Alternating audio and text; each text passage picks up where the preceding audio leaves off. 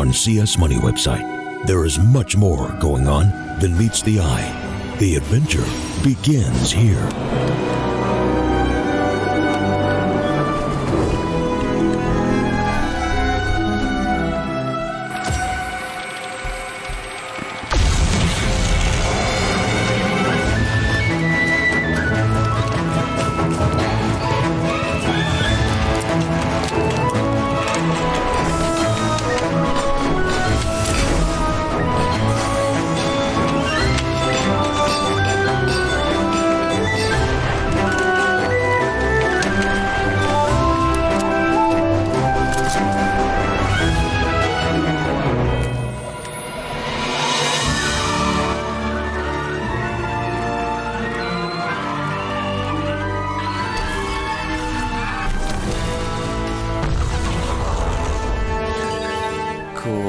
And that's how trades are done on CS Money.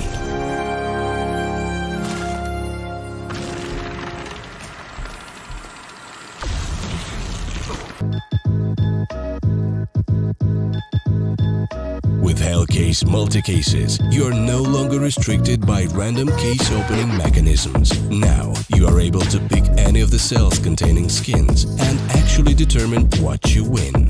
Use the promo code and dive right in. Hellcase has over 35 unique CSGO cases with a huge variety of skins, over 93 million cases opened and 6 million registered users. You can upgrade your skins to the better one or win some of them in giveaways. We give out more than 70 skins per month for free on our social networks. Withdraw your skins or balance with popular payment systems. Be unique and make profit on Hellcase with this promo code. Start now. Place your bets at GG.Bet. Most popular.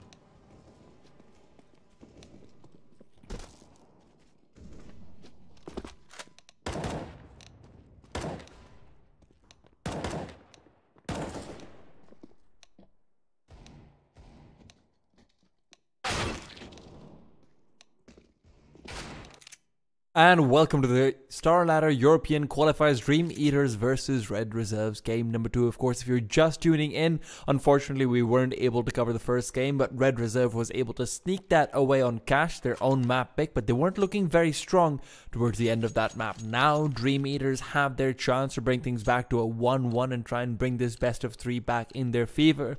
This is of course tea time, and I'm going to be bringing to you this game. And of course, it should be a fun one. Let's start off with a knife round. Of course, overpass the map. Very important to be able to get the CT side of a hair, so the knife round will be fairly consequential as they move forward. Forrester will be able to get a few, but at the end of the day, it will be Red Reserve to come out on top, and that means that they should be able to start off on the CT side, where Draken will have a chance to showcase that AWP. Of course, Red Reserve recently have had one of their former considered star players, Disco Doppelin, benched, put on the sidelines, and it's a bit of an unfortunate circumstance when you keep in mind how storied of a player he was supposed to become when he was on the Swedish roster of Epsilon. But now things change, unfortunately, and change brings forward certain difficulties to deal with, unfortunately, which Joplin wasn't quite able to do so, and thus Red Reserve was forced to bench him out. Now, Reserve will start off with Hampus going for the lonely kit, along with a couple of flashbangs. Draken and Grux, both of them having a decoy apiece. But right now, DreamEaters is the interesting one. They've got themselves 2 smokes and 3 flashes, so they might not be ready for this aggression coming out from Grux over here. Grux and Draken, both of them backing off, but there are 3 people in the connector from the terrorist side. Interesting setup for them to go for. A lot of pressure will be put onto Rusty if he has a few people pushing in towards him, but DreamEaters still want to be setting up for that A site. That's what they've got the smokes for, to be able to get down a couple of smokes, make sure that the bank area and the garbage bins are blocked off so they can get a nice safe bomb plant, assuming the CTs are forced to back off. But Hampus is on that site. He's playing from Optimus. He's not on the side. He's playing down below towards Heavens, and that's something a little bit interesting. Now, Leo moving forward. Draken, in the meanwhile, has found himself that first kill. It will be Grux who has to step up, though. He's been blocked off towards the bank side, and now in goes the bomb. They want to get the plant in. Leo will move forward. Speed is the first one to break in onto the site. Draken does end up going down, and Kinky on the back lines will be brought down by Freddy B. Now, this means that they've got to start pushing forward on the CT side and use that man advantage to their favor, but instead it will be Grux coming in from the side, making sure Crad can't move forward. Leo will be able to get one, but Speed's already been taken down, so Leo's been put in a long-range duel, which Hampus will try to win out. They've got the double peak going in. The CTs will have some body blocks coming into their own favor. Leo coming in from the side, trying to slam them down, is unsuccessful. Actually, no, he's able to get the job done, but Rusty will be picking up the kit regardless, and that means that they can get the job done, and that's a nice little MVP music, and I'm hoping that we won't have to listen to again, simply because it's slightly loud. But you know what, Rusty's the man who will be getting some MVPs, but something even more interesting from Red Reserve is the fact that they've got themselves a team ace, every person getting 1 kill apiece. That's always nice to see. However, Draken really coming out big over there, making sure that they get that 1 kill and they can back off and make sure that even though Speed was able to push through towards Optimus and take down 1 more, they did successfully trade away. Now DreamEaters have been put onto a full deagle buy. They will be able to purchase up AKs moving into the next round, so they've got themselves a little bit more safety. But Freddy B, in the meanwhile, takes down Crad, eliminating any safety. Speed coming in from the side, could have been able to get a few kills, but over there he instead ends up missing his shot. Draken does take down Leo, but Freddy B is still alive and kicking. Oh, well, he's kicking people off the server, it seems like. Freddy having a good old time. DreamEaters find 1, but the Deagle's not really able to do more than that. A bit of a problem when you keep in mind that they don't get any flashes, and that makes things slightly trickier when you're going in dry. DreamEaters this time around have got plenty of utility off the back of that bomb plant. Kinky is the only person who doesn't have ample flashbangs, but beyond that, they've got a good amount of Molotovs, they've got a good amount of smokes. They could very easily take control of either side, while Red Reserve are still somewhat crippled. Look at Draken, he's got himself a deagle, feeling very confident in his pistol play, it seems like. They're pushing through aggressively. They want to take advantage of Hampus, but Hampus has got a few smokes to help him out. He's considering pushing in from the bathroom side towards the back lines. Draken from below will find 1, but Leo's there to trade. And unfortunately, Hampus isn't in position to try and bring things back in their own favor. But Hampus wants to start swinging out, and he will be forced to swing out wide soon enough. He knows that there might be players coming in from behind him. DreamEaters have yet to push. They're in a 4 versus 4, and they don't need to move forward on that terrorist side. Draken did a good job getting that 1 kill with the Deagle. It's more than you can really ask from him. But now Hampus reveals his position, and now he's on the hot seat because he will be chased down. Fire coming in from all the way into the bathrooms. And he does back off to safety for now. Freddy B is going to be giving him some backup, but Freddy's got to be careful too, as there are a few players creeping up. DreamEaters aren't using much of their utility. They're going in very quietly, and in the meanwhile, CTs are trying to get some information. But it is only Hampus who's aggressively postured on the B side as well. They don't really want to move forward. Crad coming in from the side. We'll see Hampus, but Hampus comes out on top despite having the Famas. Crad just isn't ready for that, and now it's all on Freddy B. What can he get done with the M4 playing from Optimus? The flashbang comes through. We will be completely flashed out, but he's revealed his position. The M4 will be doing that. He sprays forward. Well, he's unable to get that kill. Speed takes him down. Now it's a 3 versus 3. With the ball rolling in the court of DreamEaters. Hampus, though, bringing things back a little bit more in their favor. They do have kits to work with, but Grux is the man to take charge with the MP9. Leo needs to realize Grux is coming in from behind, but it will be a little bit difficult for him as Grux just pushes forward and he's got the MP9. Movement speed advantage and fire rate will mean he gets that kill easily. 2 weapons saved as well, both of them AK-47s. Should be a good round for Red Reserve coming up. Draken as well, don't forget, he went for that deagle so he can actually purchase up the AWP, not even needing to. Grux had so much money that he decided to drop it for his teammate instead. And Draken, well, he'll be left with 3,800. That's good to see because they're prioritizing their money very well. Now, even if they end up losing this round, they'll be able to buy up on 3 different players. Draken will even have the AWP if they're able to... Well, yeah, he will have the AWP if they want to go for the glass cannon if they lose this round. But Red Reserve are not in any mood of losing this round whatsoever. DreamEaters too have gone for a force buy. They've got 2 Mac 10, so they go forward aggressively towards the B side. Rusty's found one, but Leo and Krad are very quick on the trade with 2 more of their own. From water will be Grux, who has to now step up with the AK-47 that he took over from the previous round. Finds one, looking for 2. Isn't quite able to connect though because is not prepared for the moving players. But still, Hampus is there from up above along with Draken on his AWP, leaving Kinky alone with a Mac 10 to play around with. Draken close range, gets that any day of the week. Very good when it comes to those close range battles. I think my console commands got reset and now the MVP music plays because I disabled that for casting. I just don't remember how to actually do that again without showing the IP address of the server. But we'll figure it out. You know, we have Battle Royale now. That's always nice to have. But DreamEaters, speaking of nice to have, it seems like they've got themselves a little bit of extra bang and a little bit of extra buck, which lets them get that bang. AKs across the board, fully dry, no utility whatsoever. And on a map like Overpass, I don't know how well that'll work, especially when Freddy's on the side. Getting both your players to an awkward position.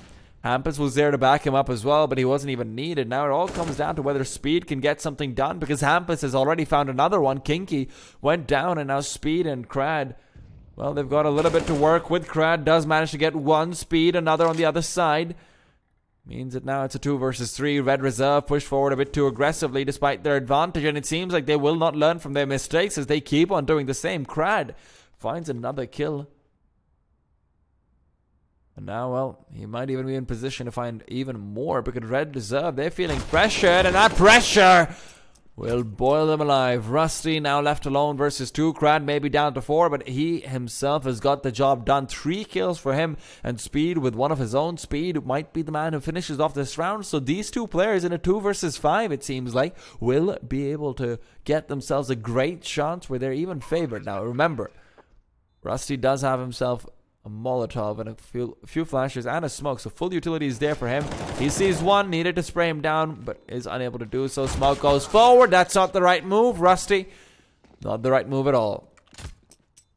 Krad, 4 kills in that round. What a fantastic way to get DreamEaters on the board. But remember, Red Reserve, I said it, they were saving up their money in case something like this happened. So they will be able to go for a measly buy, but it is a buyout nonetheless. Rusty and Grux a little bit further behind when it comes to firepower, but DreamEaters have done a good job of getting a lot of the Red Reserve players down and out before this, so they can actually reset the money, which is probably why they went for those 4 spies, actually, when I come to think about it. Draken, meanwhile, shot on Krad, and that is the man who you want to eliminate after the previous round. Great flick coming out from the young Swede. Freddy B, in the meanwhile, does have some fire diverted towards him, but Kinky is the man to take down his teammate instead of him. The Mac 10 really coming into play, getting some money for itself. And Kinky, I mean, he's got so much control over this side of the map that he's got all the information he possibly needs. Knows that there's no one pushing out from B shot or from Monster. That means the teammates can feel a little bit more safe. Leo, where's that going?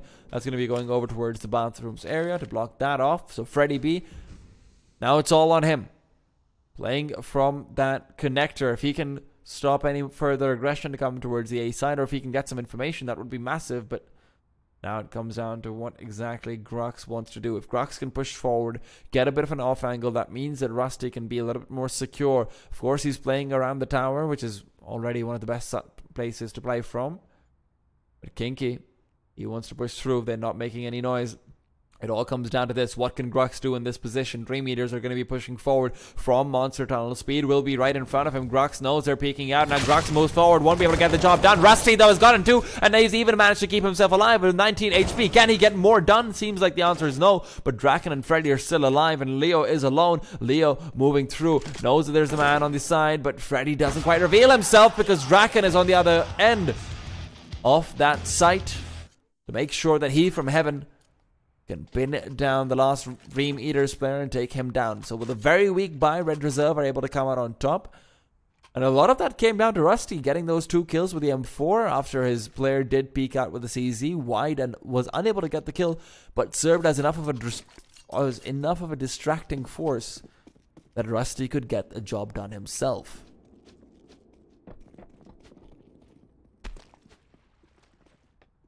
Draken. Oh, Draken, what are you looking at? There's a lot of players coming your way, Draken. You've got to be careful. They've all got pistols and they're moving forward, but Draken's not the man under fire. It's Hampus to go down to Forrester's Deagle. Crad. Oh, Crad. You pulled off some mighty miracles in a round before this, but you know what? I'm glad to see Kinky's got himself that 1 kill. I was a little bit worried we might see that bond come through. Freddy, good shot onto 1, looking for 2, will connect as well. He's feeling it right now against these pistols. He's really showing off that aim. Hopefully can continue to do it once a few rifles are in the hands of DreamEaters. And speaking of rifles being in the hands of DreamEaters, Forrester himself has picked up an M4, so if he can actually get a little bit more damage done, that would be big. But in the meanwhile, Rusty's coming in from behind. Forrester peeks out wide, but Rusty catches him out.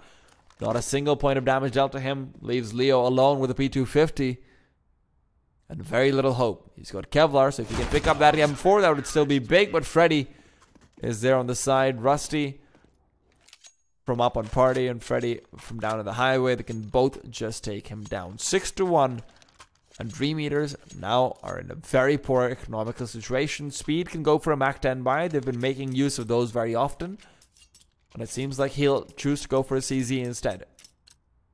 Wants to make sure that he is picking up a teammate's dead weapon. Or, you know, if they're lucky, then an opponent's weapon from their dead corpse. But in the meanwhile, they prioritize utility a little bit more this time and are hoping that they can get the job done. Meanwhile, Rusty, feeling confident that they won't have too much utility, he's making sure that DreamEaters can't play it too slowly. Once he's realized that they're not going for a rush, he peeks out wide to make sure that they can keep some map control and won't be pushed back. Meanwhile, speaking of pushed back and speaking of keeping map control, Red Reserve is able to push back Crad. Hampus playing aggressively from up on top of the connector just to make sure that Draken didn't have an angle to spot, but it seems like Draken needed to worry about what's in front of him, as Forrester did manage to take him down. Hampus now wants to get aggressive, wants to make up for that man disadvantage, but Forrester will just add 1 more to the tally. And this has to be a call from Red Reserve to potentially go for the save. Freddy B could consider going over towards that A site, but at the end of the day, DreamEaters right now, they've got too much of an upper hand for Red Reserve to feel particularly comfortable in contesting that potential bomb plant. DreamEaters themselves might not want to hunt, so this could be a very peaceful end to a very quick round.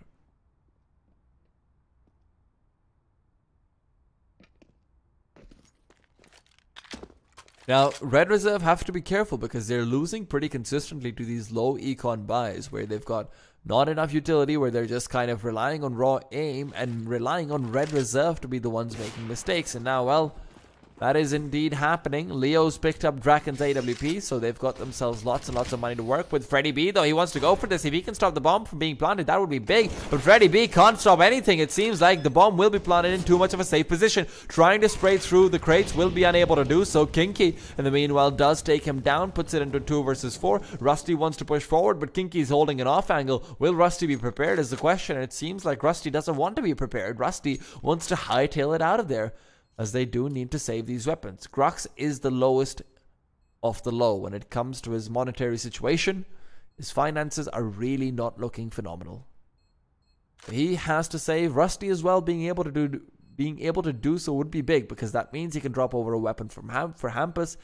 And everyone else has enough money to at least purchase up some sort of firepower. Draken might be forced to go for an MP9, but I feel like he'd be comfortable with that as well, as long as he can get a little bit aggressive. DreamEaters, the good news for them is that they managed to keep 4 guns alive, so even if they lose the next round, it isn't going to be a reset. However, that said, they need to win this round, because if they do, then Red Reserve no longer has the money to be able to continue forward. Red Reserve, if they lose this round, could end up at a 6-6 scoreline just off the back of the economical situation that they will find themselves stuck in. So Draken, he goes for a deagle, but he doesn't invest fully. And I don't particularly like this because Grox could have at least dropped him that deagle. Grox has got $1,500 right now. Let Draken be the one saving up a little bit more, so he has some extra utility, a little bit more of that. 4 kits as well seems redundant, to be honest. If you want to save money, get 2 kits. It's not that big of a deal, and you'll have a slightly better buy 2 rounds later on, should you lose this one, which seems to be likely.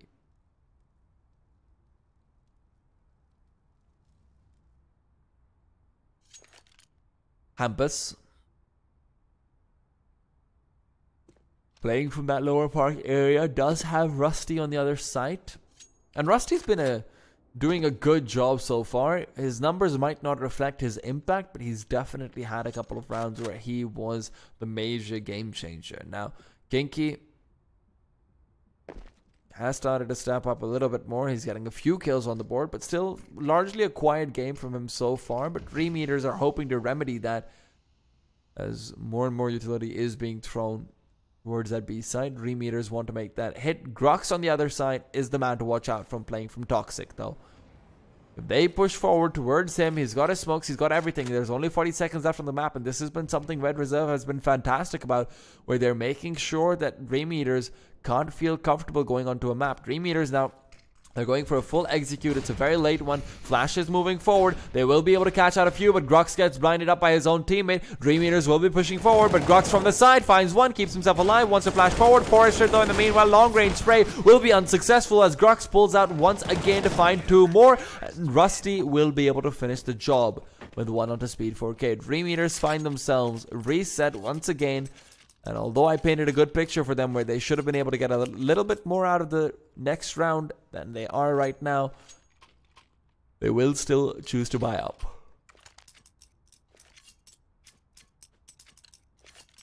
Seven for 2.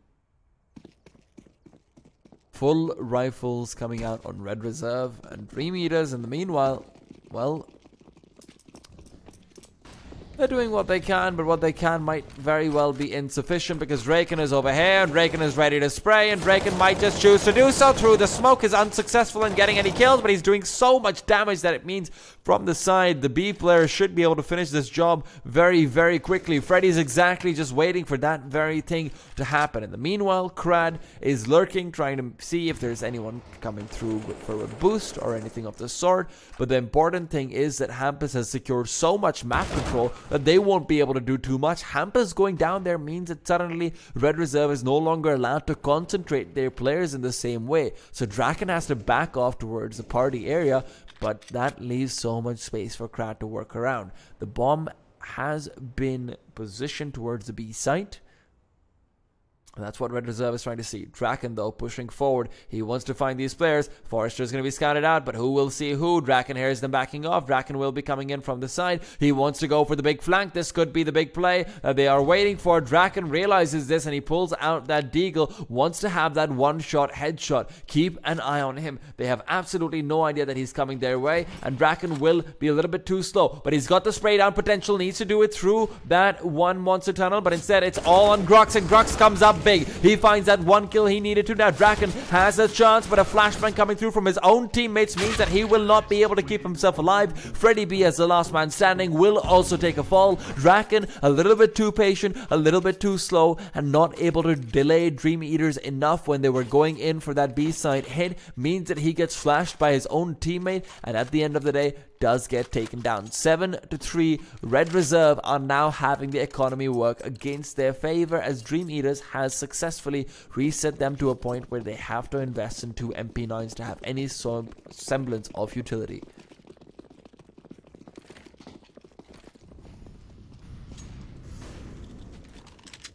Now, it's Draken once again Waiting for the push. Oh no, he can't miss that shot, Drake, and that's the problem with him. He's fantastic at hitting those weird off-angle flick shots, but when it comes down towards just those simple walking shots, he sometimes ends up missing them. Too used to flicking, that boy is. Freddie B. Oh, nicely done. Looking for more. They've got a perfect spray down. Perfect crossfire as well. Him and Hampus just serve as that blender for anyone being dropped in. Forrester, in the meanwhile, has his position smoked off. Almost saw Freddie B towards that corner. Wanted to spray him down through the smoke, but isn't quite able to do so.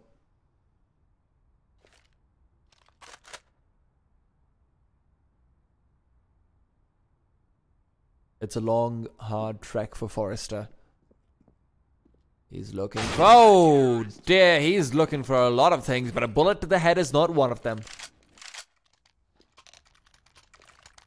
And here comes the pause from DreamEaters. They've had their chances time and time again, but now they realize that it might be time for them to do a proper eco. Red Reserve have got too much to work with. They've got full utility, full weaponry, and an AWP for Draken. So now your only hope as DreamEaters is to try and play this for a 10-5, because even in the next round, unless you get a bomb plant now, you're not winning that one on the basis of economy.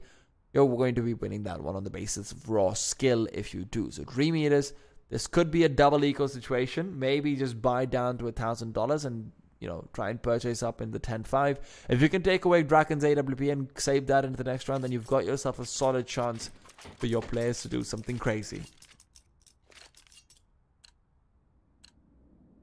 DreamEaters do go for some deagles, do actually buy down to 2,000, not 1,000. So, still, similar thought process to what I was saying. Crad. Oh, Crad, what are you going to do right now? Because Draken is right below you. He's got an AWP. He's holding you off angle. Hampus will serve as a distracting force. So Forrester might not expect it, but Forrester doesn't care. He knows everything. He sees dead people, and dead people include Draken. Unfortunately, dead people also includes Leo. I hope someone got the Warcraft 3 reference with I See Dead People. I wasn't referring to the popular movie. I was referring to Warcraft 3 and the cheat code that allowed you to see everything.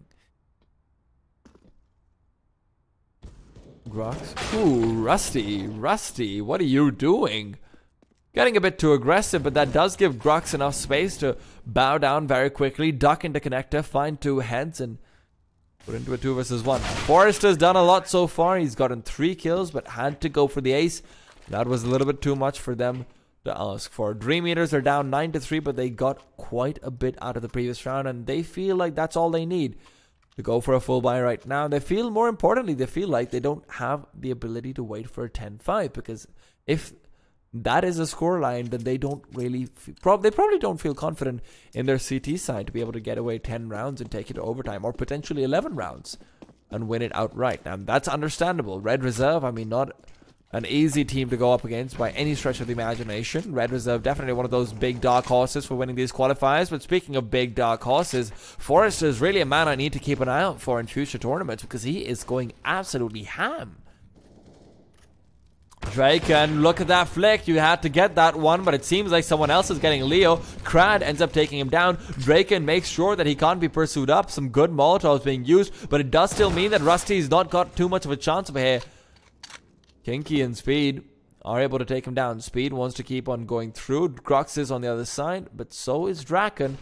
And this is where Draken is not feeling safe, because, oh dear.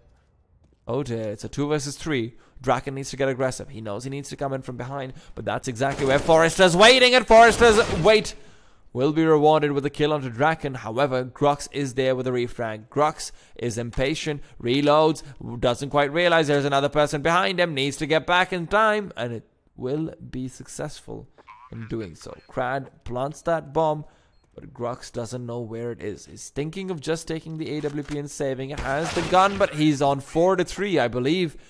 Otherwise, he should have been able to see that player.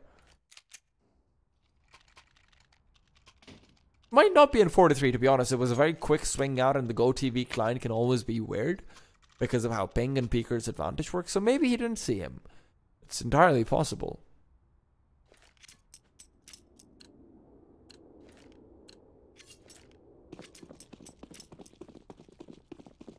Freddy B with the op.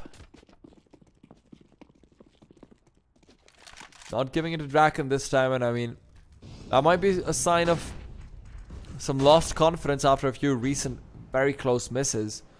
But Draken's definitely no slouch on that weapon.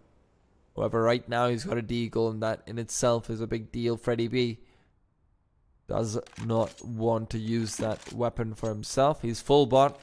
Red Reserve is on a force spike.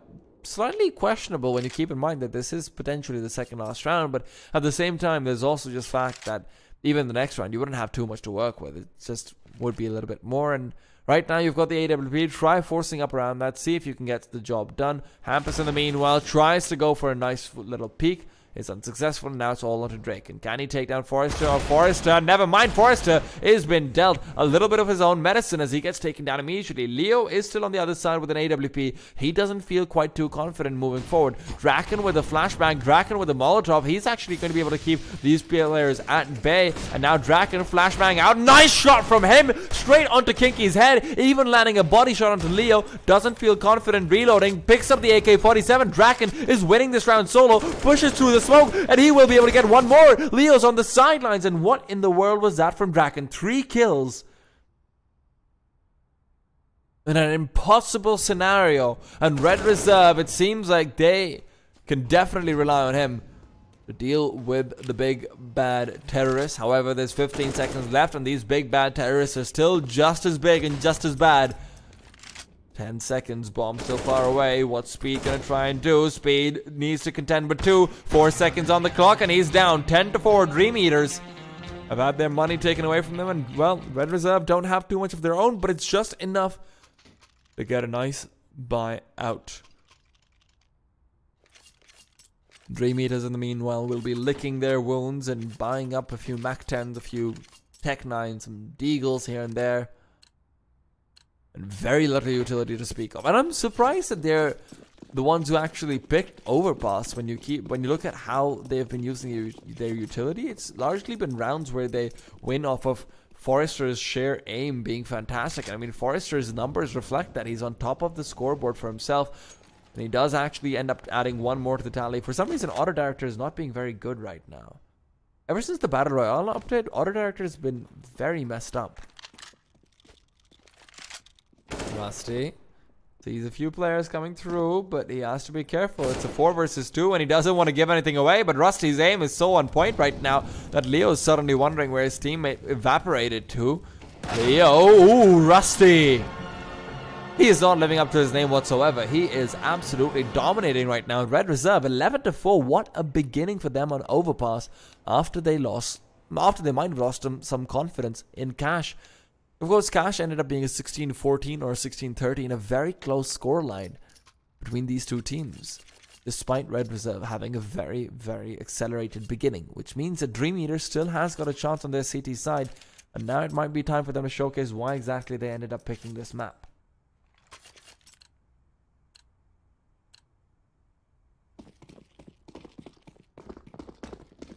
Of course, to those of you who are just tuning in, you're watching the StarLadder European Qualifiers. This is Red Reserve versus DreamEaters, and it's brought to you by none other than Tea Time.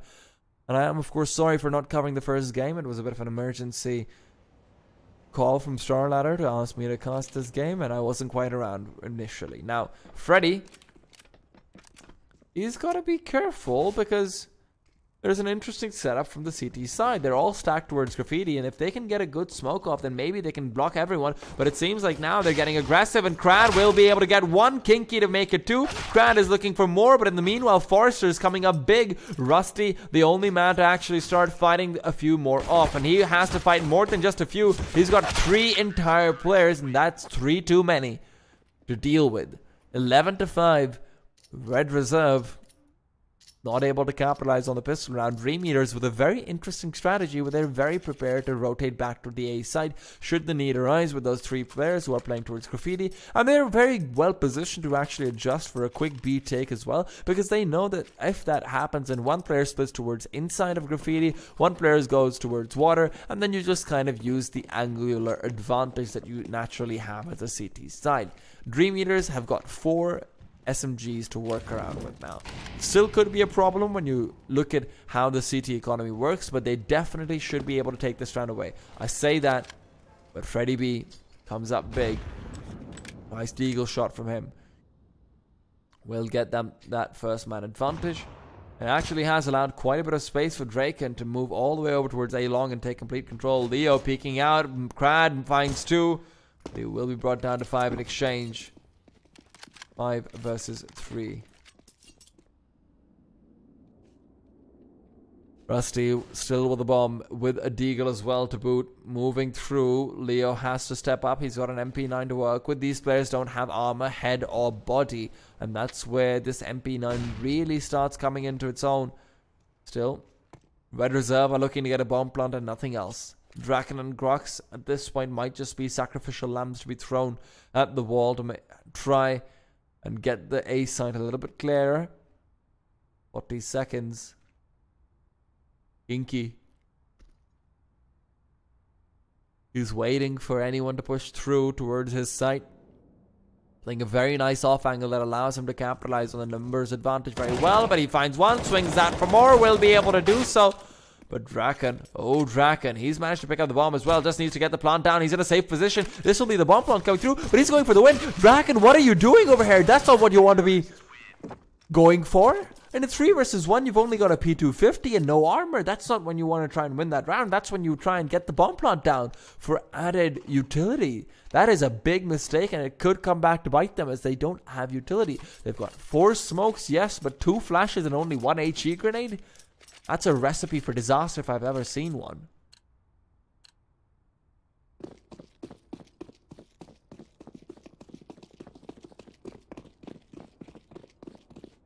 (11-6) in speed. He's moving through.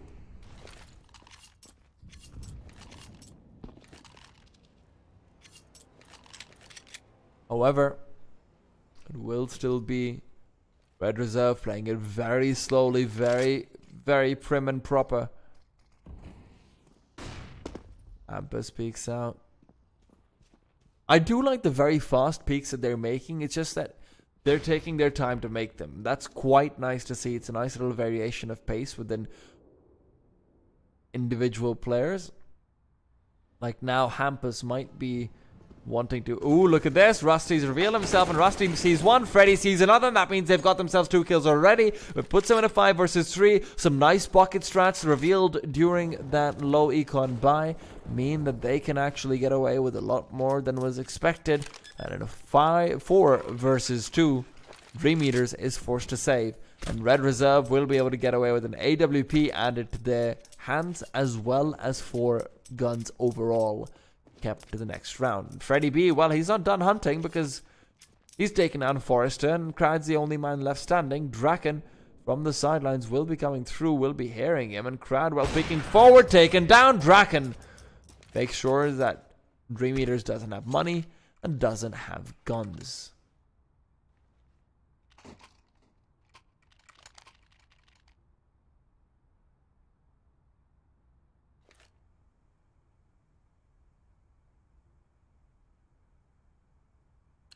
(12-6) Red Reserve.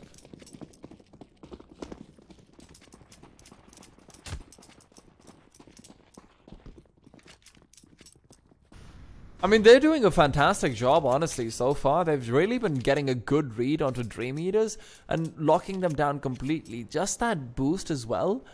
Very creative, very good decision to use that spur of the moment. Allows you to get an off angle on the terrorist side, which is generally not something you'll hear me say unless the CTs are getting aggressive. Now, speaking of CTs getting aggressive, Speed, what are you doing over there, my friend? You're giving Hampus free kills and a shooting gallery to work with, where Shampus finds 3 frags before he gets taken down. Draken's more than happy to finish off the last man, and they will bask in the glory of the MVP music that Hampus has bought for himself. DreamEaters,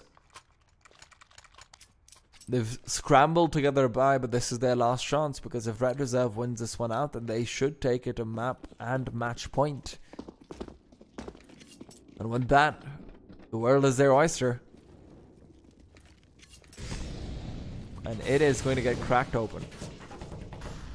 Crad flashing over.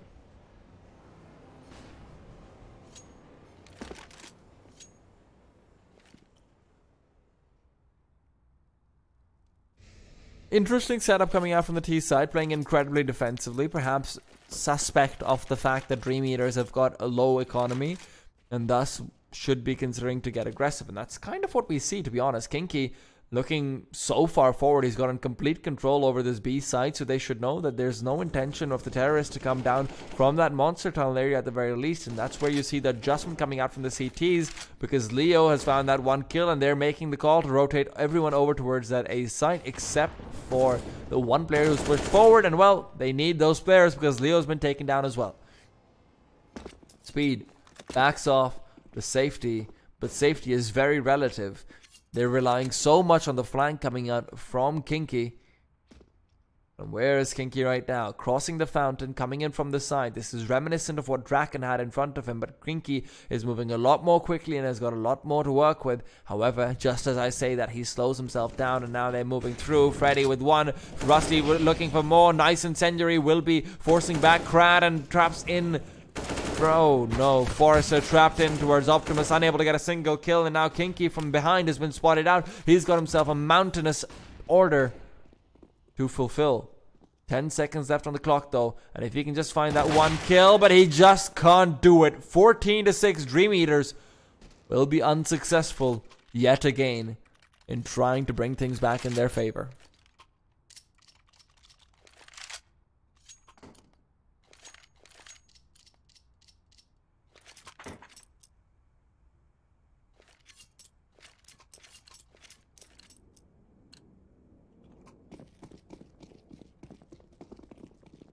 DreamEaters on their last slim, on their last buy potentially, and they might be saying goodbye to this match.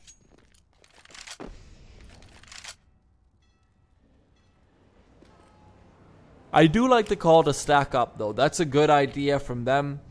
Just making sure that they maximize their chance of success in this round. It's a coin flip at this point, but well, Red Reserve have got the ability to affect that coin flip pretty effectively. However, Speed down in the connector. Max 7 at that close range and still not getting a kill. That in itself is a testament to how poor that Max 7 can potentially be. Freddy B in the meanwhile almost gets overwhelmed by Kinky. However, they're able to keep themselves safe. It seems like no one will be getting a kill on the CT side. Forrester has a chance to prove me wrong, but doesn't look to be availing that chance anytime soon. 15-6.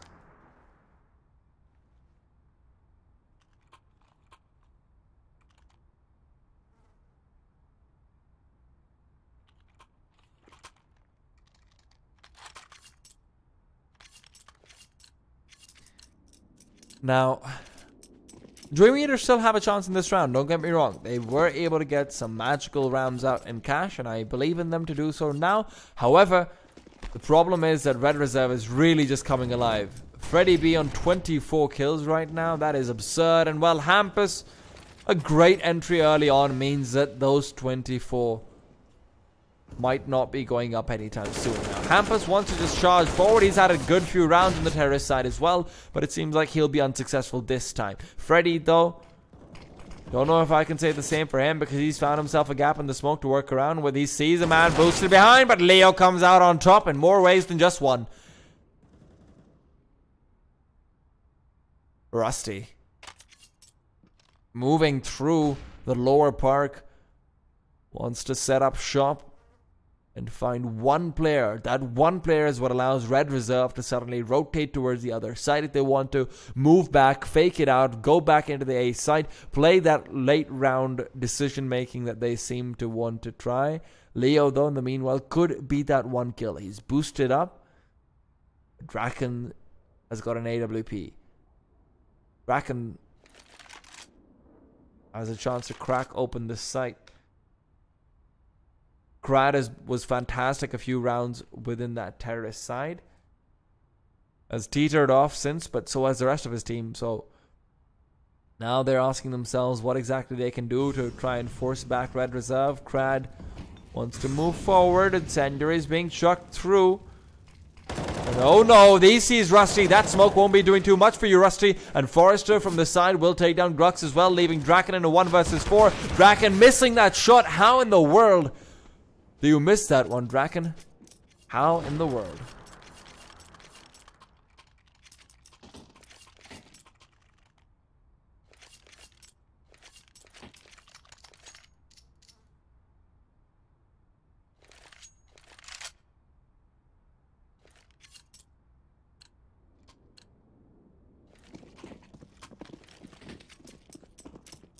Up in the hands of Leo. Not in the hands of Draken though, and honestly that might even be a good thing for them because he's done some fantastic things with the AK-47, especially on the CT side when he was able to pick it up after using the Deagle to relinquish it from the hands of a dead opponent. Kinky backing off, he realizes that they still don't have enough utility to be able to keep Red Reserve at bay should they start taking duels aggressively and lose a player. So instead, actually, just as I say that, Leo looks to get aggressive and almost cost them that one player that I was talking about.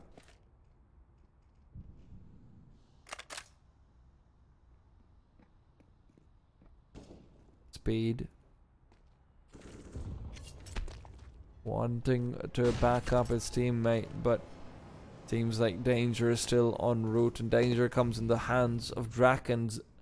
He's got the bomb, but Kinky's got himself aggressive, so 40 seconds, and if they get a well-timed flashbang, this could be big. They should know that this is the timing where Red Reserve start to take a hit, but Kinky's relying on that flashbang to come through from his teammate. Now he knows utility is being used, so he gets aggressive, but Rusty just wins that duel outright. How in the world is that happening? Speed might find one, but he keeps himself alive, and that's the important bit because Leo is now no longer alone on this side. From the side comes Freddy B, but Freddy B pulls out a grenade at the wrong time, and he gets taken down. There's 15 seconds left on the clock, and now DreamEaters is rotating back towards the B side because that's exactly where Red Reserve is headed. Forrester down in water might be taken down should Rusty start to move through, and Rusty's already found one, but Forrester is expecting them to go for the safe plant. Forrester won't care as Leo will take down Rusty, and Forrester can just come in from the side for Hampus.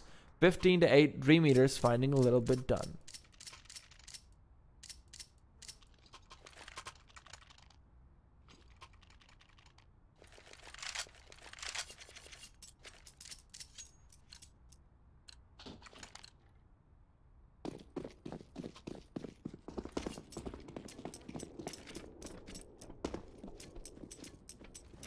$15-8.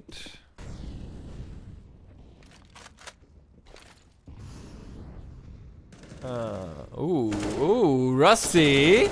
That's a nice little trade that you've got into Forrester, and with Forrester on the sideline, suddenly Red Reserve are looking a little bit more hot this round.